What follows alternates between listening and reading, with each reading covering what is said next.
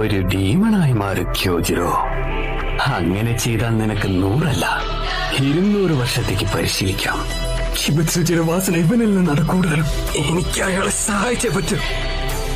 വാർദ്ധക്യവും മരണവും നശ്വരമായ മനുഷ്യ ജീവിതത്തിന്റെ ഭംഗിയാണ്. ഞാൻ എത്ര തവണ വേണമെങ്കിലും പറയാം, നിന്റെയും എന്റെയും മൂല്യബോധം വ്യത്യസ്തമാണ്. കാരണങ്ങൾ എന്ത് തന്നെയായിരുന്നാലും ഞാൻ ഡീമണായി മാറില്ല.